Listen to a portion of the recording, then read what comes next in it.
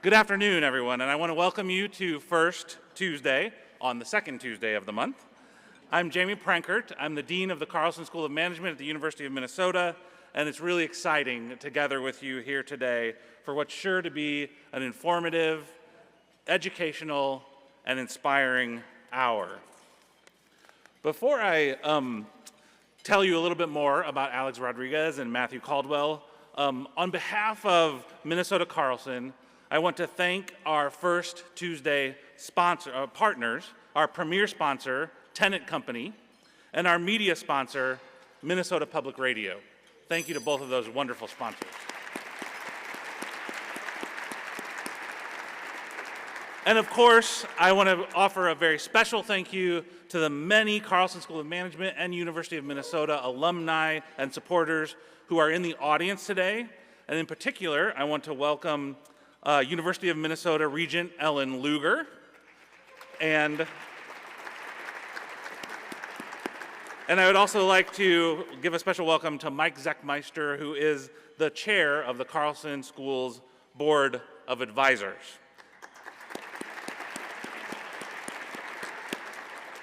Thank you for being here, and I also want to thank the many benefactors who are here today, including the Carlson School Investor Circle members. The Investor Circle is the school's annual giving society. It recognizes the school's most ardent and committed individual supporters, so welcome to all of you as well.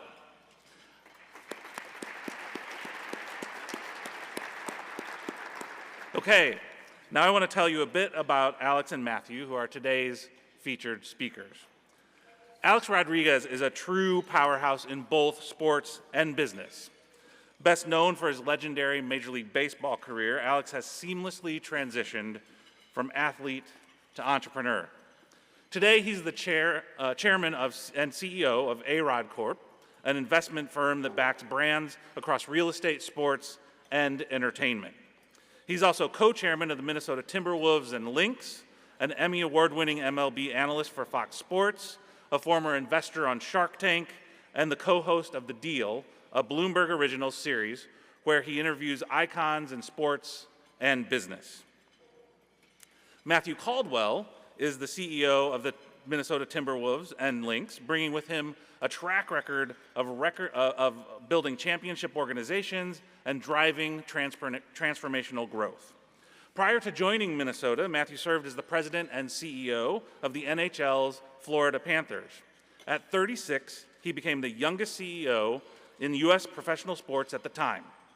Under his leadership, the Panthers completed one of the most dramatic turnarounds in modern sports history, rising from the bottom of the standings to becoming back-to-back Stanley Cup champions, while setting team records in ticket sales, TV viewership, sponsorship revenue, and community engagement.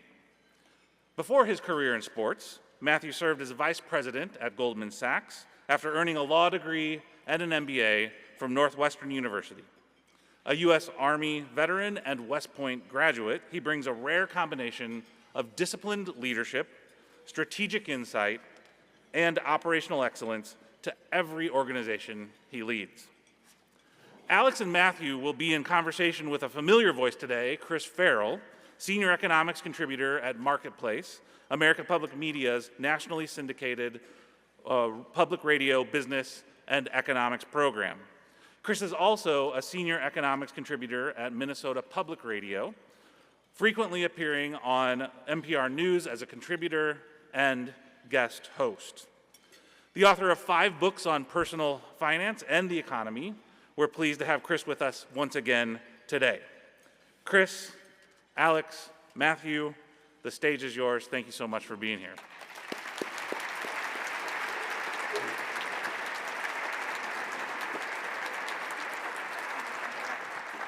Thank you. Appreciate that. Okay, thanks.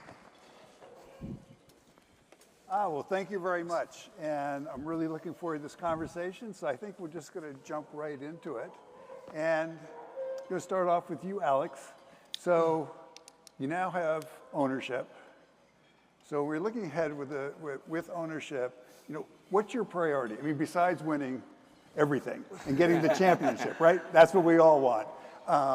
But when you're thinking about the organization, the business of the Timberwolves and the Lynx, what is your priority? Well, thank you, Chris, and hello, everyone. Thank you for having us. Honored to be here. I'm used to being at the other UM, at the University of Miami, and where I've served over 20 years on the board. And every time the locals ask me about Miami, I get really excited because I start talking about, we almost won a championship to Jamie's Indiana Pacers. Hoosiers. Yeah, there you go. And they beat us. So I say, Chris, first of all, I was praying that we won last night to kind of lead us into some good momentum into today's talk. I would say understanding that you can't build a great organization in 1 year or overnight. It takes time, you need patience, you need capital. So what Mark and I intended to do from day one was kind of set a very, very clear vision. And that vision is to be one of the most respected organizations in all of sports around the world. We started to make some really, really good moves starting probably 4 years ago. One of those moves is to get the right people on the bus. And more specifically, on that bus, to get them on the right seat. And then it's to get the wrong people off the bus. And that's sometimes the hardest thing to do. We started with Tim Connelly. We brought him from Denver. And Tim Connelly's just been a magician. He just continues to impress. He's led us to back-to-back Western Conference Finals. And what's great about Tim is he's a culture setter. And he's selfless, and he never says the word I. I've never heard him say I. Is we. Unless he says he screwed up, he goes, I messed this up. Which is kind of the ultimate leader that you want running basketball operations. And then Matt, when Jamie said Matthew, sounds so formal.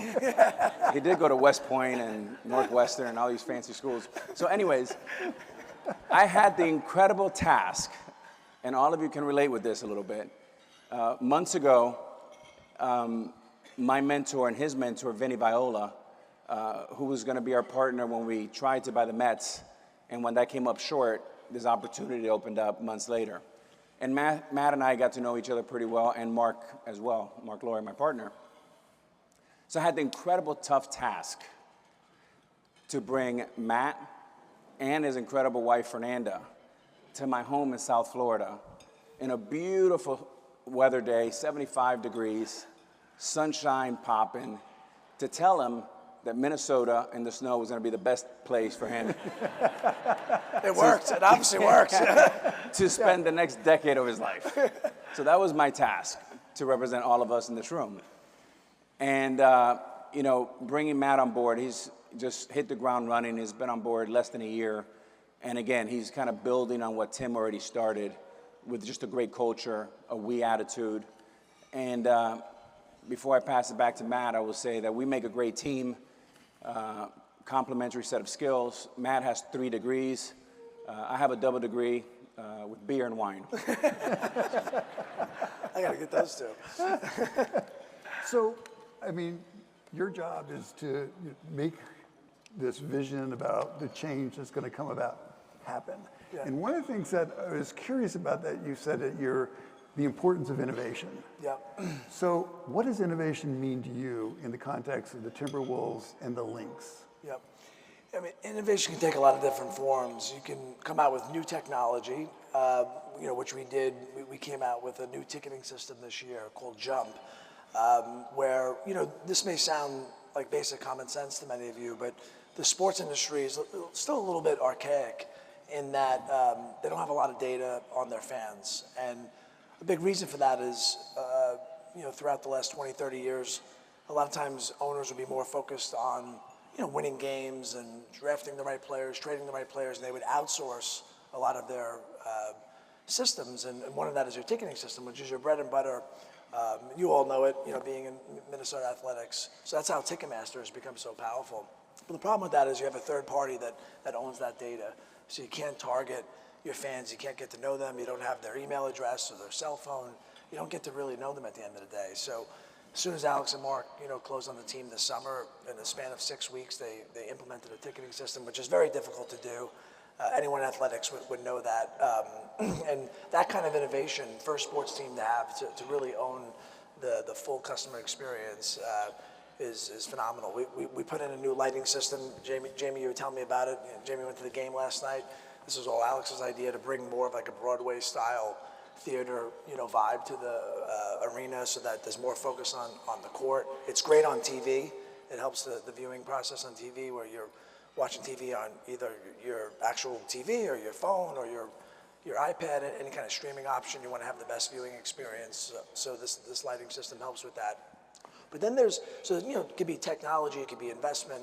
But then you also have to think about innovation where, let's say you have a problem that, you don't think you can solve and you just don't take no for an answer at the end of the day. So it's a little bit of grit plus innovation. So if you know anything about our arena, it's an older arena. It's the second oldest arena in the NBA, which I'm sure you all want to know about. When's there going to be a new arena?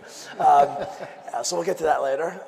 But arenas back in the 70s, 80s, maybe early 90s, they had more upper level seats than lower level seats. And the idea is, back then maybe people didn't have enough money to go to a game.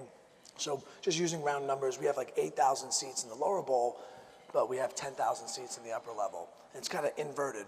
Arenas the last 20, 25 years have switched that because you have more premium, more suites, more clubs, more lower level tickets, which ultimately results in more revenue. Most people would say, all right, we have this old arena. There's nothing you can structurally do. Just kind of like throw their hands up. We have a new arena, potentially coming down the road. How are we going to switch this? But myself and the staff, with Alex's leadership, we literally walked the whole lower bowl and just tried to find more space to put in more seats. We have all this demand. We're completely sold out of the lower bowl, and people want to be close to the action. And we literally going, row to row and saying, can we fit in another seat here where we're not going to hurt the experience of someone that's living, that's sitting there right now? Can we, move a broadcast booth? Sorry, Patrick, I know you weren't crazy about that. Patrick's from our PR group, but we moved a broadcast group booth to create more, seats. When you have that kind of demand and fans want that experience, you just have to, keep pushing and trying to find, as many opportunities to get them into the lower level. So we were, that's not, people won't think of that as innovation because it's not a new system, it's not a new technology, but a lot of times it's about thinking outside the box and just not taking no for an answer until you get, the problem solved. So Alex, how important is a new stadium? It's incredibly important. And I just add one more thing to what Matt said. I mean, when we walk the arena, you got to be maniacal about the smallest details. Yeah. I entered every women's bathroom, and I talked to Matt. I said the lighting has to be better for the women. The mirrors have to be nicer. They have to be clear. When the women go to the toilet, I always remember my mom always said, you need a hook for your purse or your coat.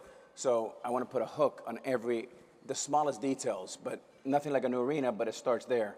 We changed the shower heads in the bathrooms because I remember going to old Detroit Tiger Stadium, and it would take like 30 minutes to take a shower because it was like one little drop at a time, so you couldn't set dinner reservations. Now, was that deliberate? No, maybe it was. But I said, Chris, when you talk about a new arena, back in the day, it was really a vanity or a luxury to have. Today, it's a necessity. And it's a necessity to compete against teams like the Lakers, Golden State, Oklahoma City. And these teams are getting better and better. And it helps drive more revenue. It helps with better hospitality, better fan experience. And the other part is the more revenue the team makes, the more we're able to turn around and deploy more capital and resources into team, personnel, et cetera. So we're really, really energized. I think it's a 5 to 7 year project. We want to keep it in Minnesota. We want to keep it in Minneapolis, downtown, and really kind of continue to energize the great fan base and continue to bring people together. Public-private partnership, private money, how do you see, basically how do you see creating public support for another arena, another stadium? We're very aware of the environment, and we're leaning very, very strongly to mostly private. If not all of it, but we hope that we work with the powers to be, and that's why we pay Matt the big money. And speaking of big money, so you came from the NHL. Yep. I know you did other things before that, but you came from the NHL. Now you're in the NBA. Has this been a difficult transition? What has surprised you about that? Yeah, that hasn't been difficult. I mean, first off, everybody in Minnesota has been great to me and my family and so welcoming. Alex and Mark and the rest of our staff have been incredible to us. So it hasn't been difficult from that standpoint. a lot of folks have been asking me the difference between NHL and NBA. I would say there's definitely more similarities than differences. Season tickets are vitally important. Your sponsorship is very important. Media rights, the game day experience, food and beverage, parking, merchandise are all revenue line items that are very similar. If you know both sports, they have the same number of games. Winter sports, basically same time period. Big differences are just scale. I mean, the NBA just absolutely massive. It's double the revenue, more than double the revenues of the NHL. A lot of that has to do with the media experience. Many of you, you'll watch a hockey game on TV and say, it's not that great of experience. But then when you actually get in the arena, it's, the action, the physicality, the fights, it being cold. Although there's been 2 fights in basketball games, so I'm obviously bringing the hockey spirit. That's been my contribution so far. But yeah, 2 games in a row, we've had a little tuffle. But so those anecdotes and those what people say about the sport are reflected in the revenue. NHL relies heavily, probably 45% of their revenue comes from what they call gate receipts, ticketing revenue, the in-game experience, where media rights is only maybe 20%.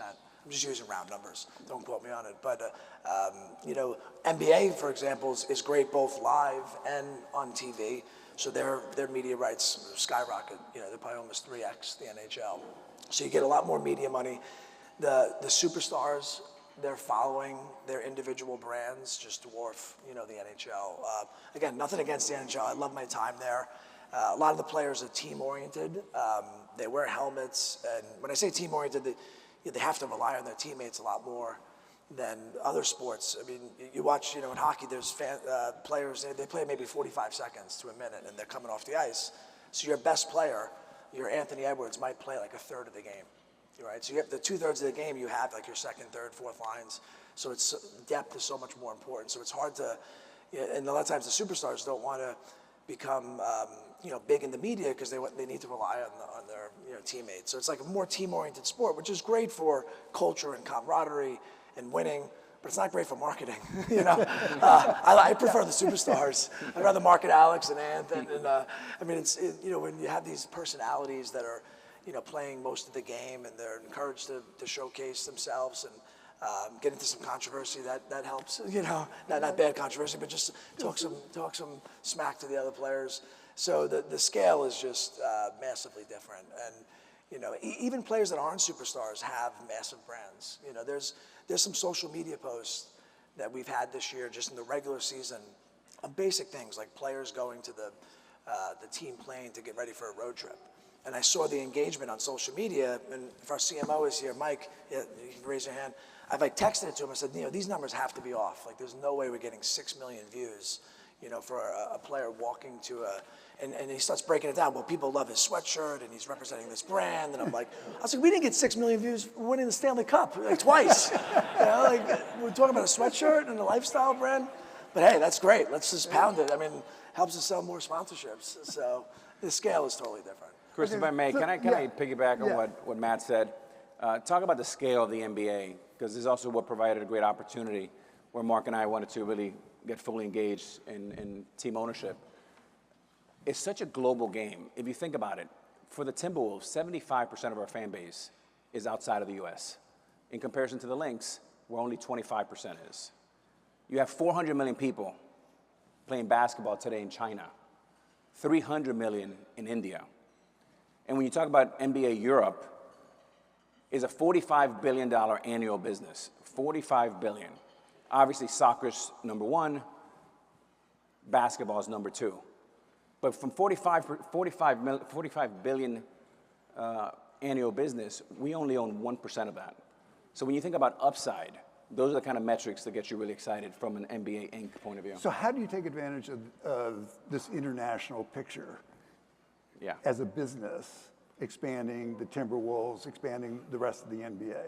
Yeah, I just came back with one of our colleagues, one of Matt and our colleague, Kelly LaFerrier. We were just up there a couple of weeks ago in Davos, up in Switzerland, and we met with many, many global brands. And what we find out is they're more excited about doing business with us than we are with them, and we're pretty excited. But I think something that helps, we were in Abu Dhabi 2 years ago, and we played the Mavs twice, and the excitement was off the charts. Our players loved it, they loved it. And now we're trying to think about how do we bring them to our arena and do more collaboration. Another thing that helps is when you have a generational player in Anthony Edwards. Yeah. His jersey right now is the 5th best sold jersey in the NBA. I predict that in the next 5 years, he'll be number 1. And he'll be number 1 for a couple of reasons. You have Steph Curry that has maybe a handful of years left. LeBron James may play a couple more years. But the last 8 MVPs in the NBA are non-domestic players, right? So when you think about positioning, you have the next Olympics in LA. I believe he's going to be the captain of that team, if not the face of it. And he's both commercial, hardworking, and he's a real deal. And the way he's improved, let me just, one quick story on Anthony Edwards, because we get excited about this, and why the Tim Conleys and the Matt are so important to this organization and to this community, which we take very seriously. When I first met with Anthony Edwards, he told me, I said, Anthony, what do you want to be when you grow up?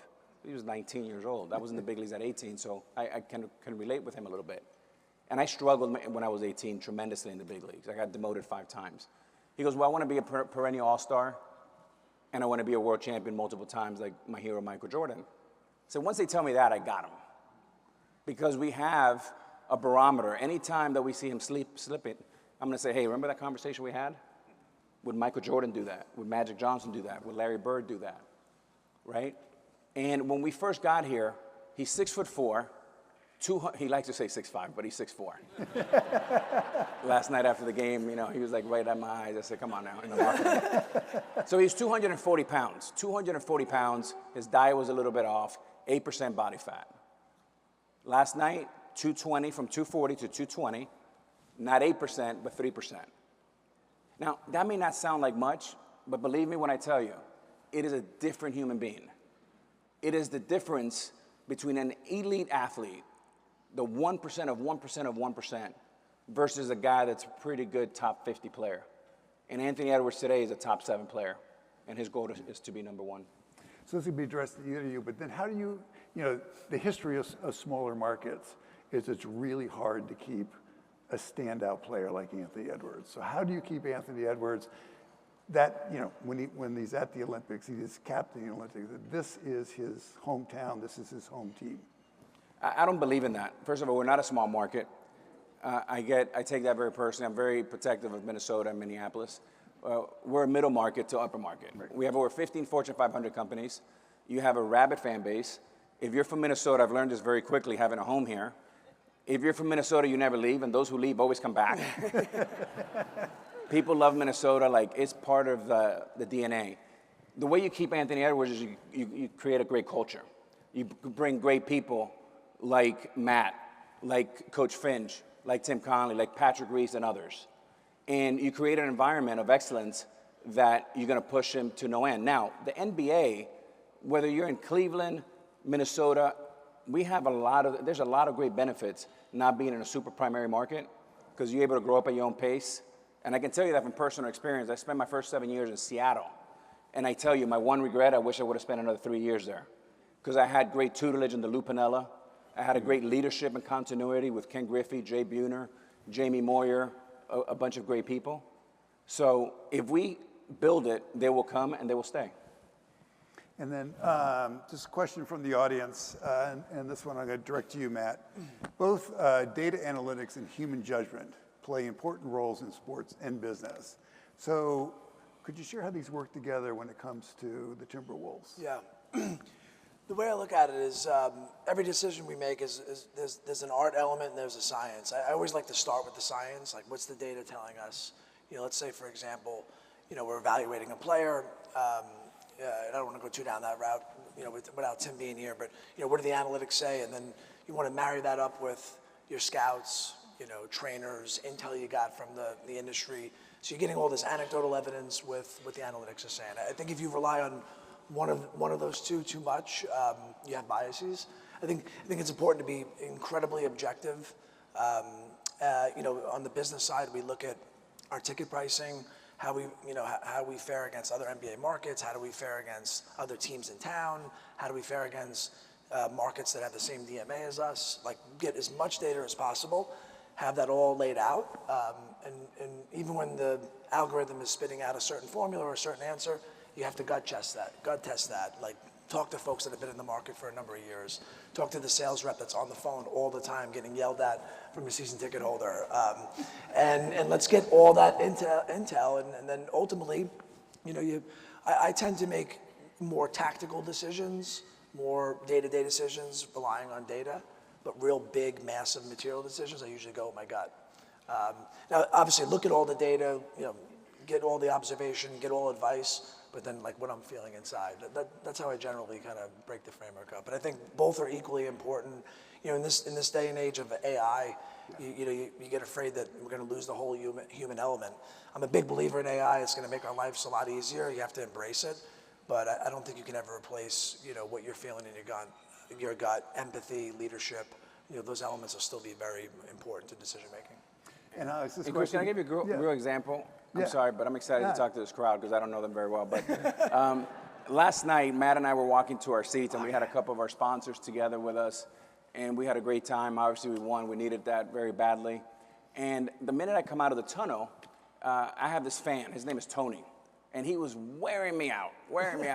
Hey, Rod, you raising tickets 20%, you bum, blah, blah, blah. I go, oh, man. Matt's like, don't worry about it. I got it. I said, I know Matt was a bodyguard, too. But so it was really bothering me because, again, like the hook in the toilet, like there's no problem that's too small. Every fan is important. And we take every fan's voice like a religion, right? It's the most important part of our franchise. It's the DNA of our franchise. So somewhere in the middle of the second quarter, I just couldn't help it anymore. I went up, and he was sitting right behind the media. So I told Dane Moore, I said, Dane, who was that gentleman that was screaming those nice things to me? And he says, the guy in the black hat. I said, can you get him for me? So he came down, and he sat right next to me. And I said, hey, Tony, how you doing, man? My name's Alex. Great to meet you. He goes, tell me about you. What's your last name? I couldn't pronounce it. He said, so you're a season ticket holder? He said, yes. How many years? About 14 years. I said, oh, man, first of all, I want to say thank you to you because you're really important to us. And I really apologize about, the 20% increase. We paid about a $100 million tax bill last year. We're trying to, have a competitive team. We got these nice shiny lights up there. We got the new uniforms. Kevin Garnett's back. But I know that's not that important. But here's what I want to do for you because you're so important to me and our franchise. You see those 2 seats on the floor? These are the best 2 seats in the house. I want you to go sit there for the rest of the game. He goes, really? Who you with? Your wife? I said, get that beautiful young lady down here. So, and I said, tomorrow, and then he said something about jump, there's that. I said, well, that's Matt's territory. You're going to call Matt, he's going to talk to you, and if there's anything else we can do for you, let us know, and we'll do the best we can to help. And he sure enough sat there, had the best time, wrote me a beautiful note, and he was very thankful. But the point is like every fan is important. It's one at a time, and you have to have the humility and the self-awareness that this is your team. We're just fiduciaries in the meantime, but this is your team. And our job is to bring a great experience to you, bring people together, and Tony's important just like everybody else. Did he call you? He hasn't yet, so he must have been happy. He will. Yeah, he will. He will. But I took a picture of this, and I'm not just trying to kiss up to the boss here, but I took a picture of it and sent it to our sales staff and said, this is leadership by example. This is a culture of excellence. If our owner can do this, every one of us can, make sure we treat the fans in a great way. And at the end of the day, it's hard to control wins and losses, but we can control how we treat people at the end. There should be no excuse for, not being first class in that area. And Matt, you mentioned AI. So give us some, a concrete example, or how is AI affecting your operations, or how do you see AI affecting your operations? Yeah, the biggest thing for us, pricing is so important. We have, let's call it 19,000 seats, tickets to sell every night. We have a number of season ticket holders that, we do a deep dive analysis on, what they're going to be spending with us relative to other markets. But that leaves another 10,000 seats. You got to look at day of the week, opponent, weather outside, political environment now. Maybe that becomes a new new variable.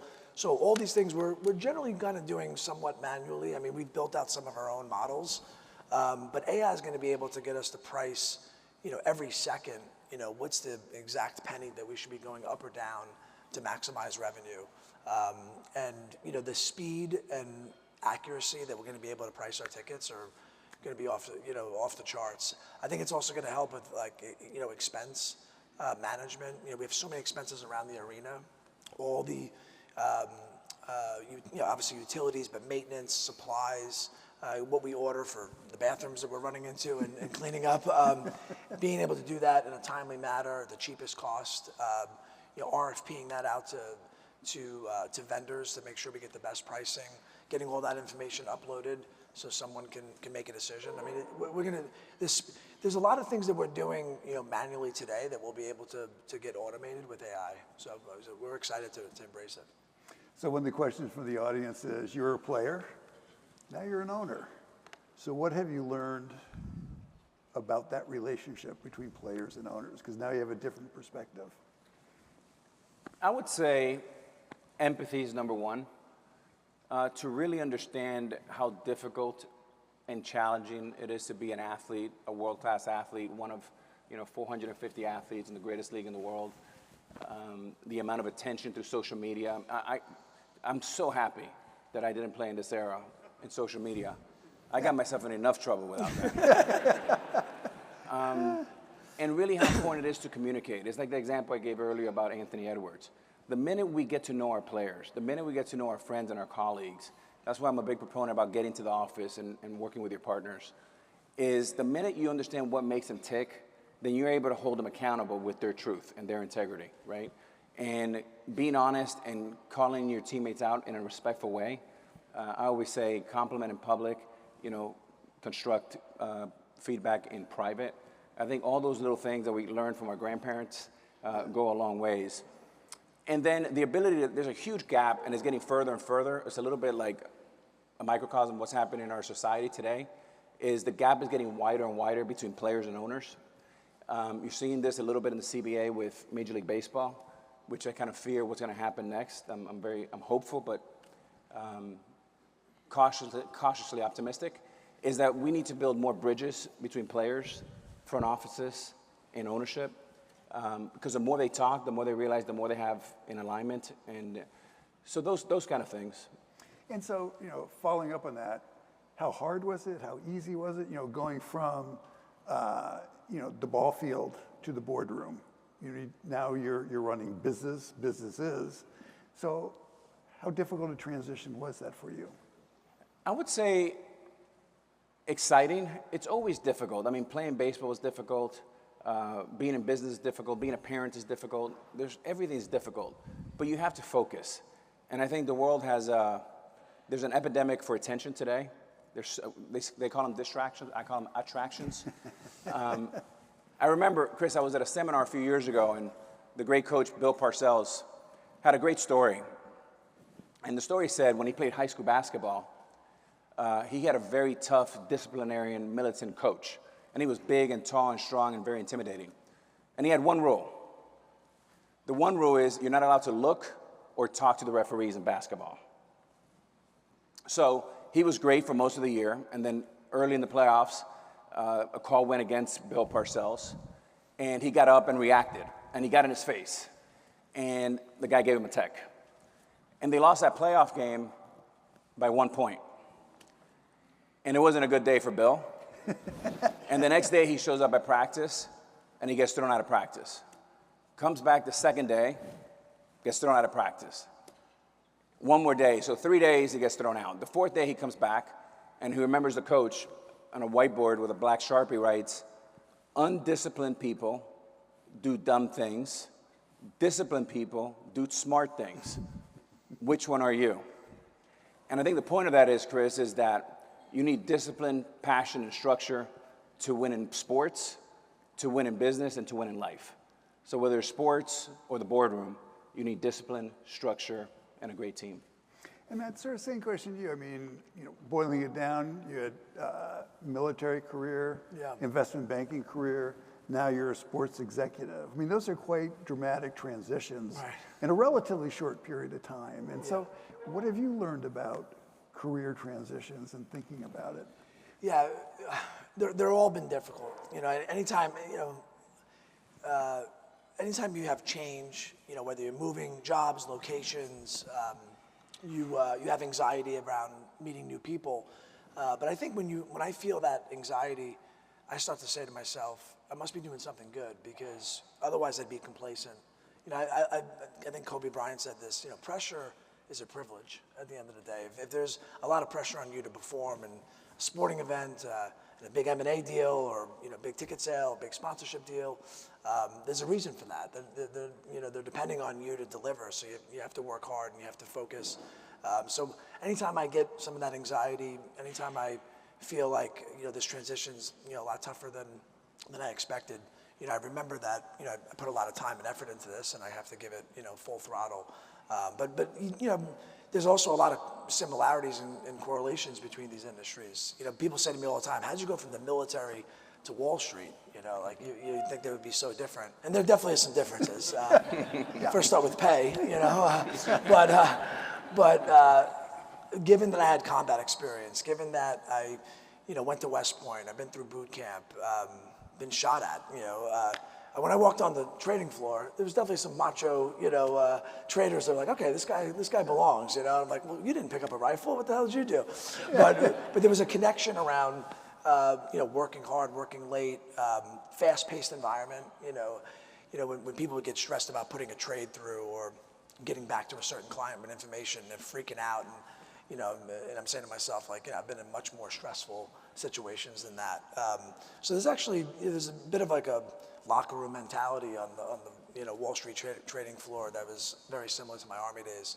But there was definitely a lot of similarities between the military and sports. When I showed up to start working in hockey, players appreciated like all the physical environments that I'd been in, all the training that I'd been through. And then at the end of the day, the teamwork that's involved, the trust, the culture, the high level of excellence.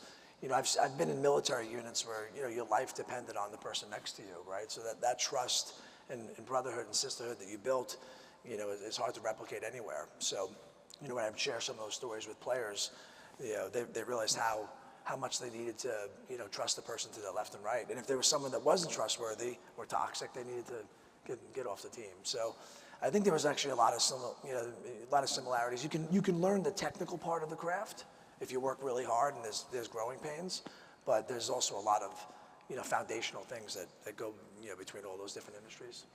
So, Alex, you could have invested in a lot of things, and you have invested in a lot of things like real estate. So, what is it that attracted you to the Timberwolves and here in Minnesota? What business opportunity did you see?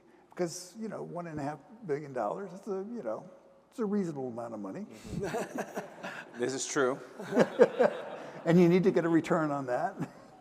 We hope in the long term. I mean, when you think about owning one of these teams, although we know is a great long-term investment, that's not really the guiding principle for us, for Mark and I. I mean, we truly feel that we call ourselves missionaries, not mercenaries. And we truly have a mission here to bring one of the great sports fan base in all of the United States, around the world, a world championship and a team that they can be proud of. And it starts with continuity. It starts with the right people. It starts with a clear vision. But when you think about why the NBA, why Minneapolis, I think it started with my mentor, Magic Johnson. When I saw him years ago be a great basketball player and own the LA Dodgers, I'm like, hey, that works. And Chris, I actually think is an advantage. When I'm in the locker room last night talking to Rudy and Julius Randle and our new player who's fantastic, Ayo, I'm not going to say his last name, Patrick, how do you say it? There you go, I'll know that in a couple weeks. But he was terrific. The fact that I didn't play basketball actually helps because they know I was a decent athlete, but I'm not trying to compete with them. And I know enough basketball to be dangerous, but we let smart people really do that. So I think that's a great advantage. And then what really got me excited was coming back to Minneapolis. My father left when I was 10 years old. And my wife, Cynthia, at the time, who's my ex-wife, we have two beautiful girls. One's a senior in high school, one's a junior in college. She's still my best friend, who Matt came over for Thanksgiving, and he was surprised that Cynthia and her husband were sitting right next to my girlfriend and I. It was like a modern-day Brady Bunch. We had a wonderful time. But my father only went to 4 games in my entire career, 4 games in 23 years, and these 4 games were in Minnesota. I've been investing in Minnesota for 25 years, multifamily apartments and other businesses. So I've always had a soft place in my heart in Minnesota, probably because I hit pretty well the old Metrodome. I like not talking about baseball to the fans of Minnesota because they get kind of mad at me. But I love this town, and again, it's not a small town. It's an incredible market, great people, rabid fan base, and when you see the people in our arena like last night, and you see a kid like Ayo talk about who comes from the Chicago Bulls, okay, says, "Wow, when you come into Target Center, it is different." Okay, we had the trade deadline. I had players calling me saying, "Please don't trade me. I love it here." I mean, that gives me goosebumps because I don't think it was like that maybe 10 years ago. And we're not taking full credit for it. We've been very fortunate.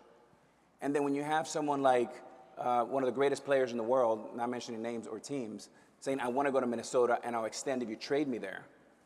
And we didn't want to make that trade because we feel so good about what we have here today. So it's really, really exciting. It's starting to turn. We got a long ways to go. But I think the NBA opportunity with great leadership with Adam Silver and Mark Tatum, the global footprint, and then locally what we have here, I think is a very special opportunity. So you mentioned Magic Johnson and his mentorship. I do have to ask you, what did you learn from Warren Buffett? Because you've, what, was it 20, 25 years? Yeah, Warren's been a great mentor and a friend. So back in 2001, the story is that I signed a long-term deal, 10 years in 2001, was something that was unheard of. The contracts were a little bit shorter, 3, 5, 7 years max. So with the 10 years, they had a really hard time. We had 17 different insurance that took the first 7 years, but nobody would insure the last 3 years because there was no precedent, so there was no data. So of course, what do you do when you need an insurance? You have one call. Tom Hicks, the owner of the Rangers, who passed away this year, who's another great friend and mentor of mine, called Warren Buffett. And he called Warren at Omaha about 9 o'clock at night on a Sunday night, and he said, "Mr. Buffett, Tom Hicks." "Yes, Tom. I have a proposition for you, and it's kind of timely and urgent." He goes, "Well, I like those kind of things. Talk to me." And Tom says, "There's a kid named Alex Rodriguez. They call him A-Rod." Yeah, whatever. I know the kid, yeah. "What's up? How can I help?" And he said, "The last 3 years, I'm having a hard time insuring it." And he goes, "Tell me the deal, da-da-da, big deal, da-da-da." And then Warren goes quiet for about 45 seconds. Tom thought he died. He's like, "Hello, Warren?" He's like, "Hold on, I'm just thinking for a second." And he says, "All right, here's the deal. You send me $4 million by 11 o'clock tomorrow morning, Omaha time, and you got a deal." So Tom calls me and says that I wake up at 6 in the morning, and because if there's no insurance, there's no deal. So I start calling Tom Hicks at 10 o'clock and 9 o'clock in the morning saying, "Have you called him? Have you called him? Have you sent the money?" And he's sure about 10:30, send the money. Team, the insurance covered the deal, so we got a deal. So of course, me being just naive and lacking self-awareness, the next day, I'm like, well, I'm partners with Warren Buffett. Let me cold email him. So I write him an email, "Dear partner, Alex Rodriguez, AKA A-Rod." I thought this would go back into the Mariana Trench somewhere. I never thought that this would be read. And of course, Debbie, who's been with him for about 43 years, writes back about 2 hours later. I go, "Oh my God, this worked."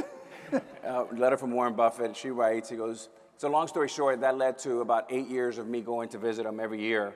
And every time I would go in October and November to visit him, he would spend about 6 hours with me.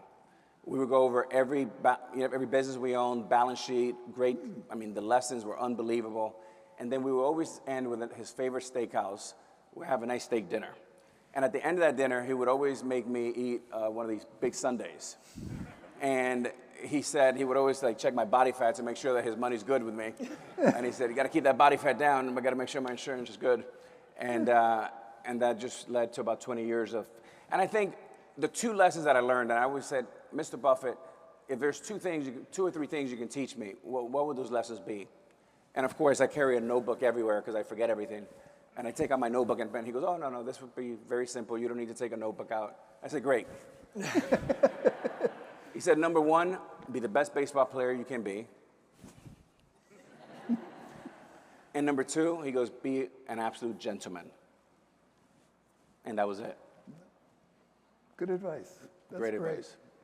Now I have to ask you, Matt, when we look at the WNBA, when we look at the Lynx, what's the long-term growth story here? I mean, how are you going to take advantage of this momentum, that's grown up around the WNBA and the Lynx? What are the opportunities you see? Yeah, I mean, Lynx are an incredible brand. Have won 4 championships, been to 6, 2 others, been to 6 WNBA finals. Hall of Fame coach and Cheryl Reeve. hopefully this season she'll break the all-time, winningest coach in WNBA history. I think she has 60 more wins, if I have that right.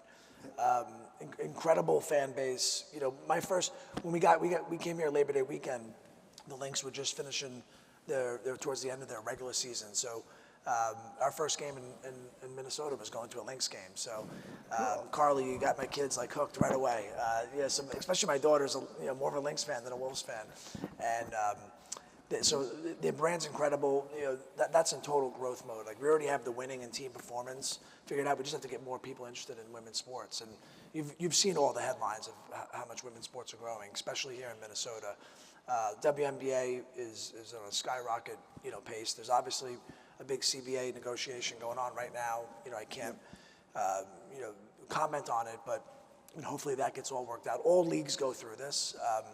And we're fired up for the season to start, May timeframe, and that's a situation where we just want to get more people in the building, expose the sport, show the quality of the game, because there's so many sports fans here in Minnesota. And there's a lot of things to do between the big university, the major sports, but coming to see a WNBA Lynx game is an incredible product to see. So, just in line with the WNBA, we see great growth prospects for the Lynx.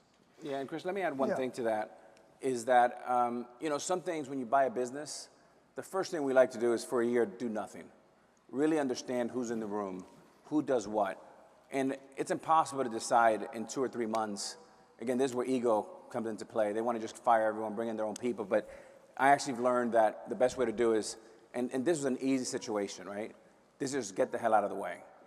Because I believe that Glenn and Becky Taylor deserve a lot of credit.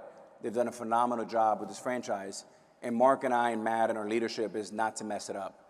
And we recently met with Cheryl for a quarterly meeting for a couple of hours, Matt and I did, and her passion, it just screams off the page. I had to say, Cheryl, I have a meeting, I'm now 5 minutes late, 10 minutes late, 30 minutes late. But it was so interesting and so compelling, and she has so much passion, not only for basketball, but being a teacher in life, for being a leader in the community. So again, get the hell out of the way, let Cheryl cook, and we're here to support her when she needs us, but not to get in the way. And Matt, how is prediction markets, sports gambling, how is this affecting the business? Yeah, right now, not much. Official sports betting is not legalized in Minnesota, so we're one of the 10 or so states that don't have it. Predictive markets are happening everywhere, but the NBA hasn't approved it as a vehicle for doing sponsorship, and there's the integrity of the game at the end of the day. The moment live sports is the only thing that people watch. Maybe some news here and there, or a presidential debate, or the Emmys or the Grammys. But you look at the top 100 telecasts every year, 90 to 95 of them are live sports. So the moment you take away that spontaneity, and that a player is receiving some money to throw a game, it just hits to the crux of why live sports are so popular. So the leagues have been very, very hesitant to allow predictive markets, for example, to come in. I think over time they'll get comfortable with it, but as of right now, I don't see it having a big effect on our business. And we have graduate students here, and so quickly for both of you, they're going to be launching their careers. So, piece of advice: you're the mentor to a graduate student. What would you say to them? Well, I would say, from age 20 to 30, you want to make enough money to pay your rent and obviously a car, but that should not be your primary goal. Your primary goal is to learn and get experience from great people. So not just a great company, but who's the mentor that's going to teach you, coach you, be honest with you, be loving with you, sponsor you. We can't do anything in life alone. Anything that I've done great in life has been with great people, has very little to do with me. Anytime I've screwed up, which is a lot, has been all me. So, you're an average of the 5 people you surround yourself with. Be humble. Learn. The greatest investment you can make is in yourself. Communicating skills are never been greater, both in speaking and in writing. And, you're the greatest investment, so, put that time. I always say to young kids, young people that talk around the country, is if you work on your job, you're going to do really well. If you work in yourself, you're going to do great, great things, and that's much better. Matt?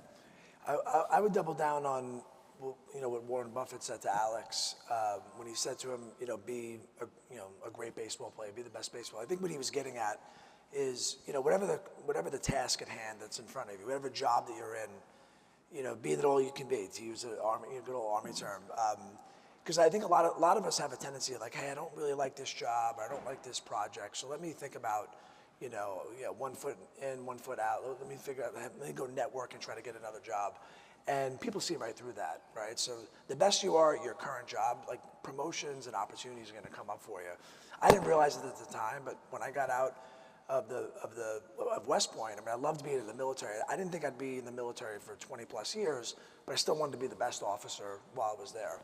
Well, then when I applied to graduate school, what do you think the Kellogg did? They called my recommendation letters who had to be, current supervisors, captains, majors in the Army. Let's say I was slacking off. Let's say that I wasn't really dedicated. Let's say I wasn't, getting dirty and jumping in the trenches with soldiers. Like that would reflect in my, performance reviews. When I got to Goldman Sachs, I treated it like I was going to be a partner there and for the rest of my life. I never imagined I would meet Vinny Viola, who would take me to his family office and then ask me to take over, a hockey team. And again, I didn't realize, I didn't have some deliberate plan. I realized this, maybe just through ignorance and just like brute force, of like working hard at what I was doing. But obviously you didn't have a plan, you're here. Yeah. But I think it's good to plan ahead and have dreams and, have aspirations, but like, just don't forget about what's in front of you. It's about staying present and it's about, just like lethally executing what is exactly in front of you. Chris, can I share one story? Because I get asked all the time, and I'm speaking way too much, I apologize, but I'm really excited to be here. Athletes ask me all the time, now there's so many ways for people to get a hold of you. 20 years ago, you read a cold email and hope that Debbie and Warren read it, right? But today, like LinkedIn, you have social media, you have emails, they can reach a team, they can call Patrick, they can call Matt, they'll get a hold of you. And when athletes ask me all the time, how can I have a career like you and Magic and some of the others that have had some success post-sports? Well, I said the number one thing is you got to control your ego. Yeah. And what's interesting is, to Matt's point, you spent 25 years trying to be really, really good, narrow and deep at one thing, which for me was baseball. And I really do feel like I have my PhD in baseball because I've watched every pitch of every World Series since like 1985, including 87 and 91 with your Twins, which was one of my favorite teams, and Kirby was a great mentor. But the thing is, they try to go from one penthouse in one space of sports, and they go to business with the community like you guys and Matt, and they try to go to a penthouse, and that just doesn't work. And they go, well, where do I start, on the 20th floor? I said, no. In the 10th floor? No. Oh, I go to the lobby. I said, no, you got to go to the basement, like I did. And I come from a very blue-collar family. My mother's a single mother. I saw food stamps at the age of 12, which changed my life. And I'm willing to, today, get down on my knees and clean the toilet and enjoy it and have passion. And if you have that, and then you're able to grow one step at a time, man, in this country, there's nothing you can't do. And I'm a great example of that. 2 immigrant parents. I was born in New York City, in the Heights, in the shadows of Yankee Stadium, in a very, very low middle-class neighborhood. And if that kid can be here today, that's what I tell those young men and women, that they can do great things, and especially because you're in this country in 2026. And that's a great note to end this conversation on. I really appreciate it. I've really enjoyed it. And thank you to everybody who came here. That's awesome. Great job. Great job. Can I ask you to stay up there for a second? Yeah.